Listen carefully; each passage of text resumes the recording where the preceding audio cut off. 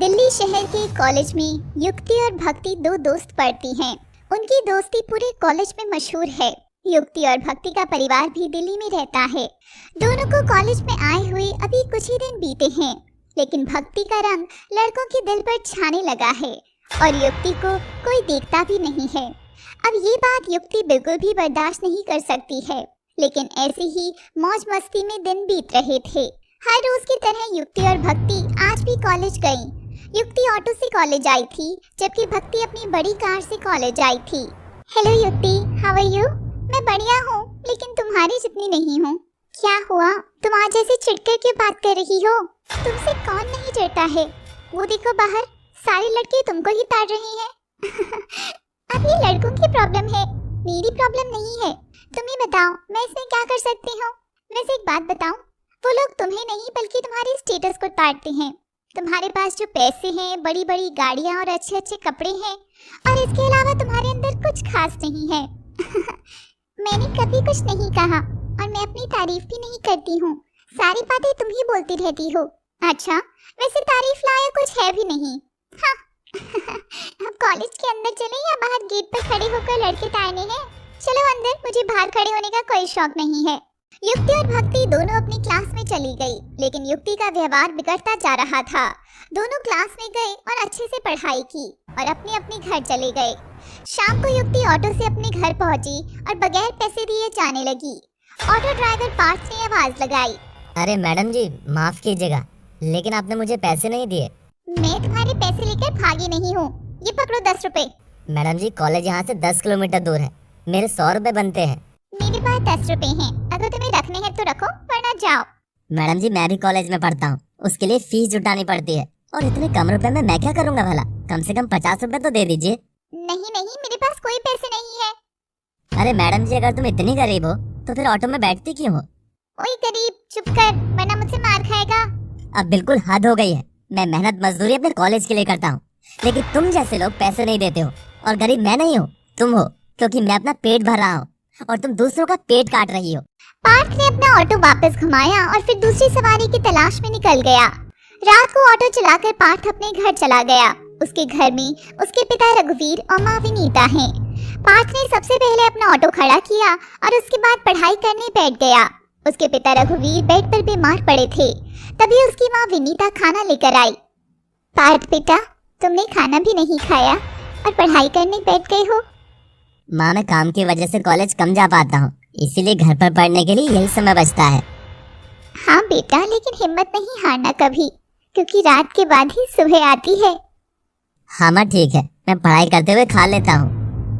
विनीता ने पार्थ को खाना दिया। पार्थ पढ़ते पढ़ते खाना खाने लगा।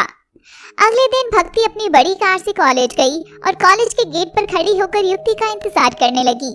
तब भी वहाँ युक्ति भी आ गई, लेकिन उसने देखा कि कॉलेज के गेट पर लड़कों की भीड़ लगी है, जिसमें कॉलेज के सीनियर, टॉपर, अमीर लड़के, स्पोर्ट्स में टॉपर और भी कॉलेज के हैंडसम लड़के थे।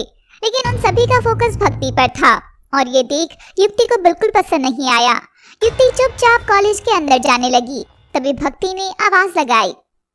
युक्ति, मैं यहाँ हूँ। मैं यहाँ खड़ी होकर तुम्हारा इंतजार कर रही थी। अच्छा, तो तुम यहाँ हो? मुझे तो तुम दिखाई ही नहीं दी। ओह सॉरी, तुम दिखाई भी कैसे देती, क्योंकि तुमको तो लड़कों ने घेर रखा था ना।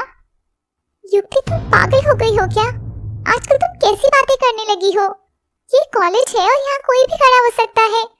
मैं किसी को नहीं रोक सकती हूँ, लेकिन न जाने तुम्हें क्या होता जा रहा है कि तुम मेरी हर बात से चिढ़ रही हो, और मैं अगर कुछ भी कर रही हूँ तुम फिर भी चिढ़ रही हो। तुम्हें अपने पैसे का घमंड है। हम बचपन के फ्रेंड हैं, लेकिन ये बात कहाँ से आ गई? आपसे पहले तो कभी नहीं आई। तुम बचपन से ही घमंडी हो, लेकिन मुझे समझ अब आया है। अब क्लास में चले? हाँ, क्लास में ही जाना है, क्योंकि मैंने कुछ दूसरे शौक नहीं पाले हैं। यार, युक्ति आगे आगे क्लास में जाने लगी और भक्ति उसके पीछे थी। जैसे ही वो क्लास में जा रही थी, तभी उसके सामने एक लड़का आया।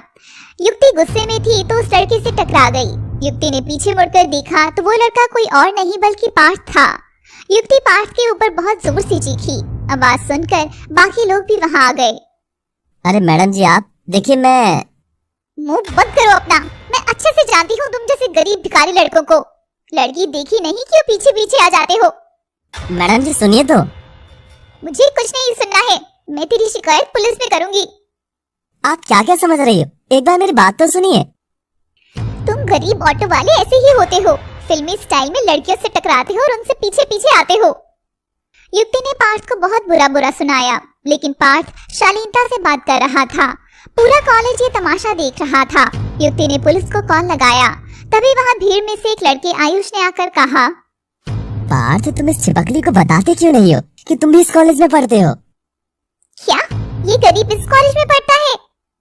जुबान संभाल कर बोली मैडम जी, क्योंकि शायद आप इस गरीब के ऑटो में बैठती भी हो और पैसे भी नहीं देती हो, तो आगे से किसी का अपमान करने से पहले 100 बार सोच लेना, क्योंकि तुम धन के साथ साथ मन और सोच से भी गरीब हो। आयुष सॉरी यार। मुंह बंद रखो अपना और चलो तमाशा खत्म करो। युक्ति को बहुत ज्यादा बेइज्जती महसूस हुई, लेकिन वो आयुष को कुछ भी बोल नहीं सकती थी, क्योंकि आयुष इस कॉलेज का ही अमीर नहीं बल्कि शहर के सबसे बड़ी अमीर सदाशिव और हेमलता का बेटा है। आयुष बहुत ज्यादा हैंडसम और पैसे वाला है। उसके पास एक बड़ी गाड़ी है और वो क्लास का टॉपर और युक्ति और भक्ति का सीनियर है। पूरे कॉलेज की लड़कियों के साथ युक्ति भी आयुष पर मरती है, लेकिन आयुष सिर्फ भक्ति को देखता है। और आज युक्ति की बेइज्जती उसे क्रश के द्वारा हुई थी, तो युक्ति का दिल बिना जुड़े ही टूट गया। युक्ति पार्क में जा बैठी, तभी पीछे से भक्ति आई। युक्ति, मुझे किसी से बात नहीं करनी। मैं जानती हूँ कि तुम्हें बुरा लगा होगा, लेकिन बुरा लगा नहीं है बल्कि तुम्हारे आशिक के द्वारा बुरा लगाया गया है। यार कैसी बातें कर रही हो, तुम भी तो पार्थ से। हाँ, तुम मेरी फ्रेंड होकर पार्थ की तरफदारी करो। तुम किसी का पैसे के लिए मजाक क्यों बनाती हो? पैसे से कुछ नहीं होता है। और तुम सबको गरीब क्यों कहती हो? तुम्हारे पास भी तो पैसे नहीं है। आयुष और पार्थ की कमी को तुम पूरा करने आई हो। अब बेइज्जती करने में जो उन दोनों से कमी रह गई थी, उसको तुम पूरा कर रही हो। मेरी बेइज्जती कर रही हो। मैं सिर्फ तुम्हें समझा रही हूँ। तुम आज से और अभी से मेरी फ्रेंड नहीं हो। और हाँ, इतना समझ लो कि इस कॉलेज का हीरो, शहर का सबसे अमीर लड़का और हाँ सबसे हैंडसम लड़का मेरा होगा।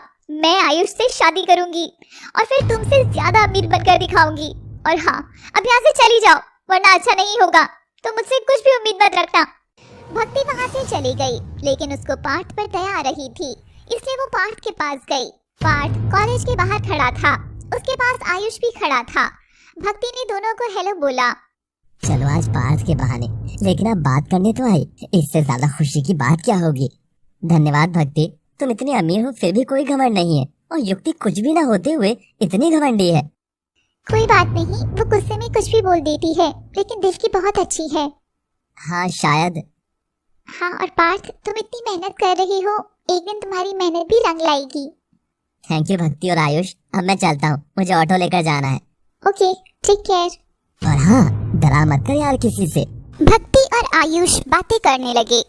आयुष अपने मम्मी पापा के साथ डिनर कर रहा था। तभी आयुष के पिता सदाशिव ने अपनी जेब से फोन निकाला और एक फोटो हेमलता को दिखाया। ये देखिए, ये रिश्ता आया है आयुष के लिए। ये भी बहुत अमीर लोग हैं और हमारे पुराने मित्र भी हैं। लड़की बहुत सुंदर है। डैड, मैं अभी शादी नहीं करना चाहता। आयुष उठकर अपने कमरे में चला गया। वो शादी नहीं करना चाहता था क्योंकि उसे भक्ति पसंद थी, लेकिन वो नहीं जानता था कि जिस लड़की का फोटो उसके पापा दिखा रहे हैं वो भक्ति ही है। युक्ति सोने जा रही थी, लेकिन तभी उसके फोन पर व्हाट्सएप नोटिफिकेशन आया। युक्ति ने देखा तो उसकी बुआ का मैसेज था। उसकी बुआ ने एक लड़के की फोटो भेजी थी जो युक्ति के रिश्ते के लिए आई थी। युक्ति ने सपनों का राजकुमार समझा था, लेकिन फोटो पार्थ की थी। पार्थ की फोटो शादी के लिए देखकर युक्ति गुस्से से चीख पड़ी और फोन जमीन पर पटक दिया। कहानी जारी रहेगी। हेलो फ्रेंड्स, ये है हमारी नई सीरीज रंग जाऊं तेरे रंग में, जो आपके लिए ही बनाई गई है। इसका एपिसोड फर्स्ट आपको कैसा लगा कमेंट करके जरूर बताएं। और हाँ, हम ये स्टोरीज कैसे बनाते हैं ये जानने के लिए आइए हमारे दूसरे